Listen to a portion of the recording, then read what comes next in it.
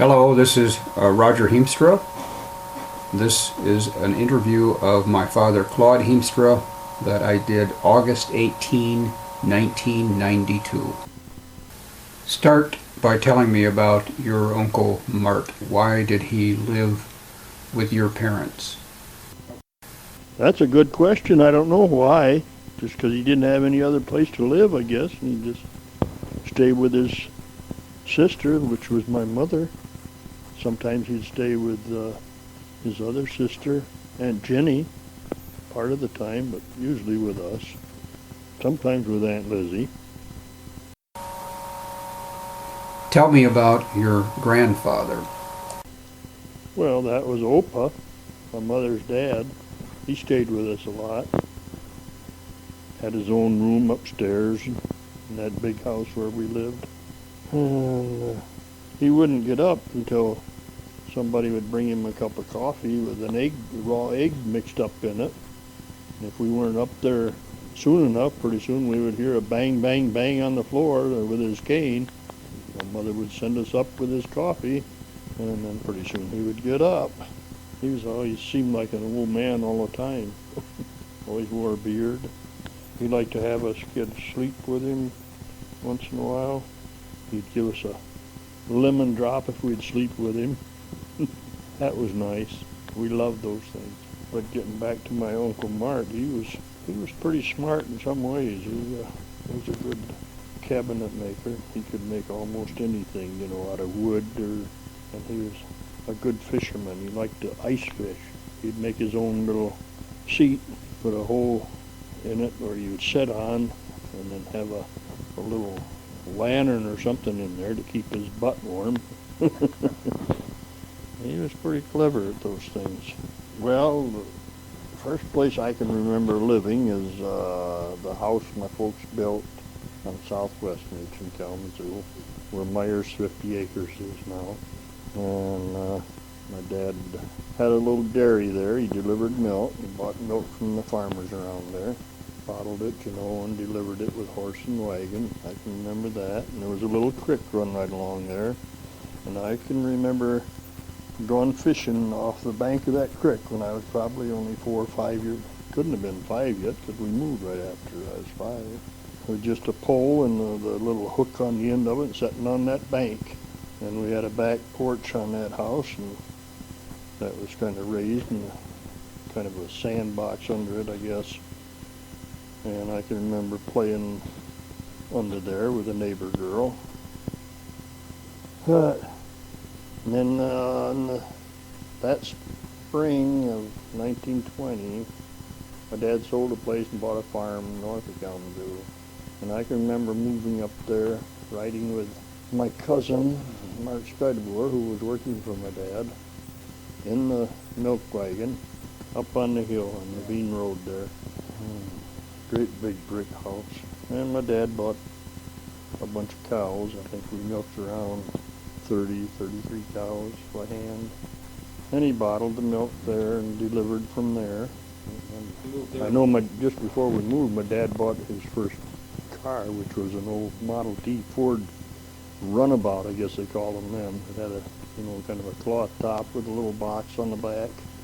Oh, he still had to buy, he had about 3 or 4 farms where he bought milk from, just around the neighborhood there. Of course, it wasn't even pasteurizing in those days, just raw milk.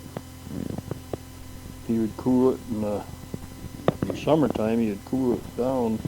We had a kind of a shed down on below the hill there, where there would be a spring. Water from the spring would run right through that milk house, be good and cold, and you'd cool the milk in that. Well, gosh. Were all you? Oh yeah. As soon as we got to be big enough, we all had to learn to milk. We'd all help Pa milk. Al, Bill, me, Neil, and my brother Dick when he got old enough. Oh, go back to Dick and Neil. They were both born on that place on Westridge. And by the time Dick was 4 years old, he could name every cow in the barn. He knew them all by heart, Tell me about Henry, your first brother who died as an infant. Yes, yes, it was. He was really a nice little kid. We always called him Hanky. Yeah, he was very active, and all of a sudden he got sick one night. It was under real high temperature, and I guess within 2 days he died. I don't know just what. He was 2 years old when he died. Well, I think he had two kinds of sicknesses. I don't remember just what it was. Probably pneumonia and maybe diphtheria or something like that. I don't know just what it was, but I can still see my mother coming upstairs to tell us about it. We would sleep about three in a bed upstairs there. I can still see my mother coming in there and telling us that Hanky died. Then we, for the funeral, we borrowed Paul Holton's Model T Ford Touring to go to the funeral. And Paul Holton was a neighbor there. He's buried at Riverside Cemetery in Kalamazoo, right next to Borges Hospital there. Just got a little tomb. Well, they were hard workers, I know that. My ma, she would do the work in the milk house, wash the bottles, you know. She was a hard worker and did a lot of baking, did all the sewing. For, you know, if we had a hole in our pants or anything, boy, she'd fix it right away. My dad was a hard worker, and he made us kids work hard too. Tell me some stuff about your video. Well, I can remember,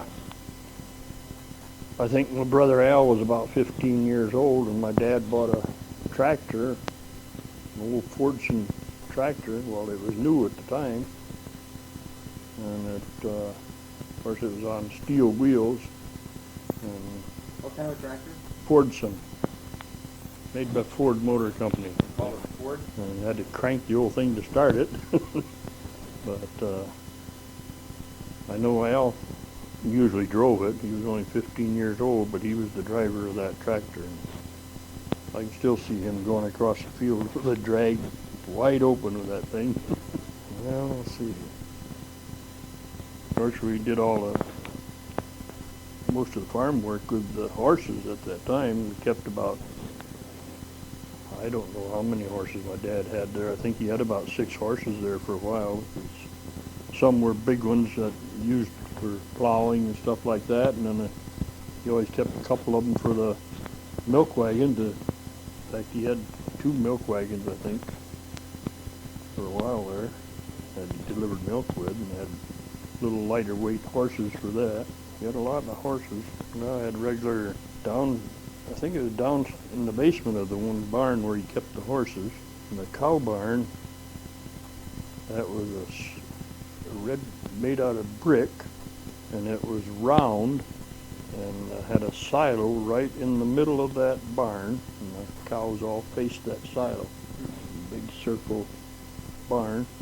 Oh, us kids, I know we would, I guess we had a bicycle or 2 up there, and we used to race around that big cow barn behind the cows with a bicycle. That was a lot of fun. Then I think in 1923, I think it was, it must have been, because I was 8 years old. Bill was 10, Al was 12, and Neil was 6, Dick was 4. We all had our tonsils taken out in one day, same day. And when we come home, we were in the hospital one night, I guess. Al had a little trouble. He coughed and started bleeding pretty bad, but they got that stopped. But we all came home the next day, I guess. And we got home, and there was a brand new bicycle sitting there in the living room for my brother Bill. Well, he was kind of, I don't know, really say the favorite, but he had kind of heart trouble, you know, and they always kind of favored him a little bit. Yeah. So he got a nice bicycle, gold medal bicycle. My brother Al got a nice pocket watch. The rest of us didn't get anything. But anyway, we all loved each other. Of course, we used to have our scraps too, and then sometimes me and Neil would get in a fight, or Al and Bill would get in a fight, like all siblings do, I guess, now and then when they're little. Well, what else? No, I stayed home till we got married in 1933. Stayed home pretty good. Well, let's see. I think it was must have been in Well, at one time, my dad took another man into business with him, and they started mining gravel up on that hill for a while. Took old Ralph Baltimore in with him. But that didn't work out too good. My dad just about went broke with that. That Baltimore is a big outfit in Kalamazoo now. His son's a big Baltimore gravel pit, excavating and all that. But anyway, my dad sold his milk business, I think in 1926, to Houghton and Hass Dairy. And he just farmed for another year or so, and then finally sold the farm, I guess, in the fall of 27 to Casper Hass, and they made it into a gravel. Then we moved off the farm in spring of 28, moved over on the Mount Olivet Road to a little, well, you might call it a garden farm. There was 7 acres. And my dad started growing vegetables. In the summertime, he would sell them off a wagon, horse and wagon. They call them hucksters. I used to go with him once in a while. He'd like to have somebody go with him to watch, if he had to bring some of the vegetables to the house, and he'd like to have somebody on the wagon to watch the horse and see that people didn't steal stuff off the wagon. We'd be gone all day, and by the end of the day, when we got near home, he would stop at a store and buy me an ice cream cone. That was my pay for the day, which was very, let's see. So how long did you live there before you? We lived there, must have lived there about 7 years. Till the spring of 35, then he sold the place, and we moved to a farm in Cooper Township that he just worked on shares, 50-50. Yeah, that was in 35. Well, let's see, there was 9 of us kids at home when we lived there on Mount Olivet Road for about 3 years, I guess. The twins were born in 1930, and Al and Bill both got married in 1933, so we were all at home, for a while during the Depression, but we got along pretty good. My dad was working for Rangers Dairy delivering milk for 25 hours a week. And my brother Bill and I were delivering milk for Houghton and Hass Dairy just as helpers. We each got $30 a month, or $35, I guess. And my brother Al was working at greenhouse there on Riverview Drive. We call Shellhorns, and now it's Riverside Greenhouse, I guess. He got $2 a day. Neil worked for a neighbor there in a vegetable garden. I guess he got $1 a day. So we got by pretty good during the Depression. We all ate good. Now, you said it. You said your dad lost. Well, I guess he was doing all right on the dairy business, I guess, until he went into that gravel business with that guy. And, had to buy dump trucks, and it was just too much. So that didn't last too long, probably a year or two. Yeah, So if one were to search. Well, I don't know. There was a lot of people a lot of different farmers had their own dairy. They would just small roots. And at one time there was, I don't know how many dairies there was in Kalamazoo. There was a lot of them. Butter? No, just milk and cream.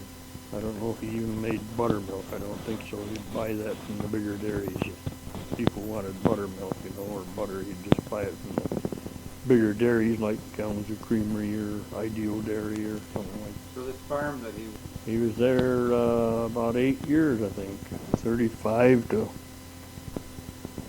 well, the spring of 44 is when he moved up to Bradley, wasn't it? We moved in the fall of 43, and so they moved the following spring. They bought a farm up by Bradley in 1944. That's so when, the Cooper Township that's where Dick and Avis lived for a while. that's right. That's what you're thinking of. Yeah. See, I remember that one Yeah. as well as I remember the one in Bradley, because I was at an age where we Yeah. were over there a lot. Yeah, that's right. Well, I remember Bradley too, because we stayed overnight there. But Yeah. all right, tell me some about your brother Bill. Well, Bill was kind of the daredevil of the family. I can remember one time we had an old buggy, just the frame and the wheels, and we'd ride down some of them hills where we lived. Bill, he was the daredevil. He would get way up top on the doggone thing and ride down with that and just steering it with his hands, you know. Just took the fills off the front of the thing, you know, that the horse pulls it, and just sat there and steered the thing either with his hands or his feet. Crazy. And sometimes he'd take a big old truck tire or something, wrap himself right inside of it and roll down the hill in that. I remember one time we playing in the barn, and him and I both fell off a beam and fell right down on the barn floor. Everybody thought we was dead, but we landed just right, so all it done was stunned us. And that big house that we lived in, the roof was not very steep. We could climb right up on through the. There was a, what would you call it, a trap door in the roof. There were steps leading right up to the roof, because that was a 3-story house that we lived in. And we just push that thing up and get up on the roof, and we'd run around on top of that roof. And Crazy Bill, he'd hang right on the edge of that roof and then flip himself back up. 3 stories high. He's crazy. And the train would go, the South Haven train went running along beside the road down there. That darn fool, he would lay right there on the track until the train got about 10 feet from him, and then he'd flip over. And we used to make the engineer so mad. He was crazy. You suppose that because he had some heart problems, that he was thinking he wasn't going to live? I don't know what it was. He was just a devil, that's all. My dad used to get so mad at him. I remember another time there was, I think 5 of us kids up in the old shed up there. Well, I think my dad used to keep pigs in it. Called it the pig pen. It was a big shed. And there we were all smoking. Got some of my dad's tobacco somehow, and then we were all smoking, rolled our own cigarettes, you know. And in walks my cousin that was working for my dad. He goes and tells my dad, and my dad comes in there and starts whipping us all. Of course, Bill, he was the instigator, and so my dad got after him more than the rest of us. Kicked his butt way upstairs and sent him to bed. All right, there's Al, there's Bill. How about Neil? Well, Neil was, I don't know, he was kind of the quiet one in a way. He's the only one that, from us older ones, that went all the way through high school. He graduated from Western Michigan, used to be called State High, Miss Moore. All right, well, we missed some of that, but Neil graduated from State High, and you had said Neil graduated from State High, but I guess the question that I started to ask you is why you didn't go. You started to go, but then... Well, yeah, my dad didn't think that I would finish, so he says, you know, you go on. Because, you know, I didn't like school too well. So he figured that I wouldn't finish, so I didn't go. I went to work instead. Okay, and Dick didn't go. I can't remember that Dick went. I don't believe he did. And I don't know about Jessie either. She might have started. If she did, she would have gone to Plainville, I believe. But I don't think she graduated. Do you think that Hank... Hank might have gone. He went to Plainville. But I don't know whether he graduated from the 12th grade or not. I don't remember that. And Jim and Joyce? Jim and Jean, I think they both graduated from Wayland High School. What about in your spare time growing up? Did you kids play sports or games or? Oh yeah, we used to play a lot of ball, baseball or softball. But just at home. Yeah, just at home. Not at church leagues or city leagues or. No. Tell me a little bit about going to church. Do you remember going to church every week? Every Sunday. Where'd you go? Fourth Reformed Church. Where was that? Sorry. In Kalamazoo, on corner of Dutton and John, just south of Brunson Hospital there. Yeah, we'd all go to church pretty regular. Then my brother Bill, I think he, while we were living on Mount Albert Road, I don't know how old he left home a couple different times. He went to California and different places, and then he'd come back. And he's about the only one that ever really left home, I guess. Except for me, I did one time. Got into an argument with my dad. I left home that must have been in 1933. I left home for a little while. Went down, boarded in the house right near where I was working, Holton and Haas Dairy there on North Street. I think I had to pay $20 a month for room and board, and I was making $35 a month. So that gave me $15 a month for spending money. Big deal. Probably was then. Yeah. I guess I stayed there. That was, probably 3 months or so. I finally went back home. They were glad to see me come back home. Let's see, I can't remember. Oh yeah, was this tape that I said I turned it? We talked about playing ball. I think so. Yeah. Yeah. What about? Do you remember? Of course, you talk about it all the time, so you must have done a lot of visiting with relatives. Oh, yeah. Yeah, we'd go visiting. Usually the Dykemas, we'd go visit them quite often. Well, tell me some about. You're talking a little bit about Neil. Well, Bill was the daredevil, and Neil Yeah. was the quiet one. yeah, Neil and I always we were quite close, you know. Well, there's 22 months difference in our age. Of course, I was really closer to Bill as far as age is concerned. It was usually Al and Bill and me and Neil, you know, that would sleep together and stuff. Well, I don't know much more about Neil. What do you want to know about Dick? I don't know much about him anymore.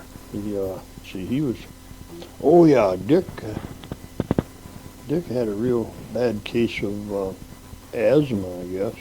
I can remember, in 1935, I think it was, when I, 35 or 36, I was driving a milk truck for Nellie McGregor, and I can remember one night he was so bad he couldn't get his breath, and so me and Neil and Jake Blink loaded our stuff with Dick into my little Model A sport coupe that had a rumble seat in it, and we headed for up north, because Dick just couldn't get his breath. And by the time we got up to Cadillac, then he could breathe freely.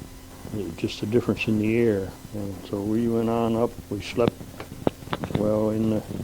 in that little car and on the ground up by Fife Lake. And then the next morning we went on up to, stopped in Kalkaska and had breakfast.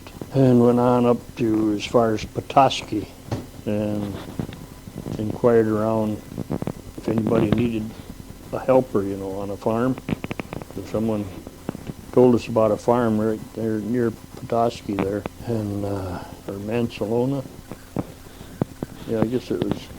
Got up as far as just past Walloon Lake, I think it's called, isn't that the name of it?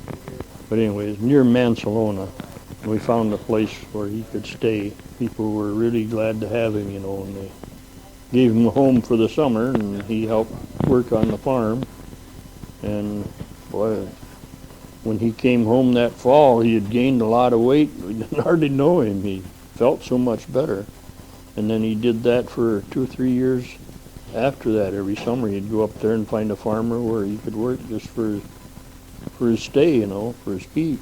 And he finally, I guess he must have got medication because he didn't go up there after that too much.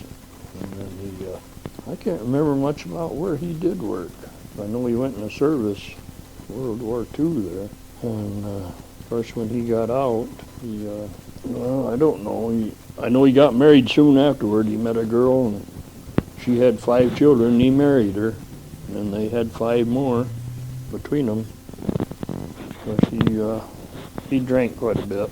And one night him and his wife went out boozing, I guess, and coming home, I guess he passed out. She was driving the car, and they come around the curve, and the brakes went out and hit a tree and killed them both. So then which was very tragic. I don't know, we kind of took care of the kids. We kind of split them up between me and my brothers and sisters. We took Carol, the one girl, and raised her. She was 8 years old. We had her for 10 years, and she got married. And I guess my brother Neil took one of Nancy, I guess that was one of Dick's stepdaughters. And Dixie. She later changed her name to Bonnie, and he kind of raised, well, he didn't raise her. Had her for a while, and I guess my brother Bill took Linda, and then he eventually took Dixie or Bonnie, whatever you want to call her, and adopted those two. And my sister Jessie took Richard and raised him, and my brother Al took the baby, Kevin, and he adopted him. And the other stepchildren of Dick, I guess their real father was alive, and I guess he took some of them. I guess you know the rest. Okay, do you remember much about the younger Henry, the twins? Do you remember much about them, or were you quite a bit older and away from home? Well, twins were born in 30, and I got married in 37, so, well, I was with them for a while. I don't know much more to tell you about them. Can't remember when they got married or anything. I think I told you that Jim and Jean, I think they graduated from Plainville. I think I told you that. Or Wayland, yeah. Mm-hmm. Yeah, Jim went in service. Well, there was 4 of them. Bill was in the service? Bill was in service. He was in Germany. And Dick was in service. That was during the war. But then Hank and Jim, they both went in after the war was over with. You know, they were both drafted, though. They still had the draft for a while after the war. I think Hank spent time in Alaska, and Jim was on one of them islands in the South Pacific. I can't think which one it was now. Hmm? Yeah, Dick was in New Caledonia. Well, ain't that where Jim went to? But anyway, he was in one of them south. I think Jim was on Okinawa. I'm not sure. That's where he was. He was in one of them South Pacific Islands when my dad died in 57. I know we waited up to bury my dad so Jim could come home. My dad died on the 19th of December, and the funeral was on the 24th of December. So that was about 5 days, wasn't it? Took for Jim to get home. Music. Remember music in the home? I know your dad played the accordion. Oh yeah, my dad, he could really play that old German accordion. Boy, he could play that. I still have it. I'd like to hear somebody play it that could play it like my dad could. Really make some music out of that old thing. What else? Spittoons. Spittoon. Oh, my dad always chewed tobacco, and he had to have a spittoon right there so he could chew. What did your grandma or your mom think? Grew up with it, I guess. Probably wash it out after he got so dirty, I suppose. Your father a dictator in the home, or did your mother have a fairly equal say in things, or how'd that work? Well, for us older kids, up until the last 3, my dad was very strict with us. But yet he would play with us when we got the work all done. He'd play ball with us and everything, but he was very strict. We did not dare talk back. We did. We were sent in the basement or somewhere in a dark room and stayed there till he got ready to let us out. He used to make us so mad when we were at home yet. He always planted corn on Decoration Day. That's 30th of May. Us kids wanted to go down and see the parade in town. No, we plant the corn today. So we had to help him plant corn. Yeah. How about relatives? You're always telling various stories about some of your relatives on your your mother's side or your father's side. Any stories about some of those people? Yeah. I can remember one time we went to visit my cousins, Dykemas. They lived over there on Nichols Road behind what's now Maple Hill Mall. And my mother was going to learn to drive. So my dad let her get behind the wheel. Said, well, you got to slow down, turn in this driveway. And she didn't know how to slow the thing down. I still don't remember how he ever got it stopped. And she would never try it again. Never did learn to drive. But we used to go over there. Quite a few of the kids were home then, yeah. Yeah, we had a good time in those old barns. We'd play hide and go seek and everything. You know where that place is? Big brick house way back. You know where Maple Hill Mall is on Nichols Road. That long driveway, there's a big brick house way back in. That's where Dykeman's lived for a while. Oh, okay. Not Nichols Road, Drake Road. And that was all just farming country around there then. Look at it now. Well, now we go back to when we lived up on the hill there. Okay. We had, I think, 3 different families lived with us while we were up there at different times. I remember my Uncle Klaus and Aunt Anna lived with us for a while. That was a big house, you know. They lived in that one half, and we lived in the other. And Uncle Hank and Aunt Katie lived with us for a while. And Uncle Bill and Aunt Winnie lived with us for a while. Uncle Bill used to deliver milk for my dad. He drove one of the milk wagons. Seems like somebody else. Yeah, one of my cousins lived there for a while with us when they first got married. That was William P. Heemstra. You know, Catherine's dad and mother. They lived there with us for a while when they first got married. Can't remember if any others did or not. They might have, but I can't remember. Yeah, you know what the name of that farm was? Kalamazoo spelled backwards. Uzamalek View. Oh, really? Yeah, that was the name of that farm. Who You named get up on top of the roof of that house and you could see all over Kalamazoo. That was the name of it when we first moved up there. Zamalek View? Hmm. Huh. See, that spelled Kalamazoo backwards. Zamalek View. I don't know how they ever come to do that. Why didn't they just name it Kalamazoo View? Tell me a little bit about the various jobs that you have held, before you were married, and maybe for a few years you helped, and then. Yeah, I helped on the milk route. Well, I first started work after my dad sold his milk business to Holton and Haas Dairy. And then my brother Bill and I went to work for Holton and Haas Dairy. We'd help him in the morning, early in the morning. Have to get up at 12:30 in the morning, go down there to help him deliver milk on Saturdays, Sundays, and holidays. Summer vacations. I was only 11 years old and Bill was 13. And did that for a long time. Even after we moved on to Mount Olivet Road, we continued to work for him. We'd ride our bicycle way down there from Mount Olivet Road to North Street early in the morning.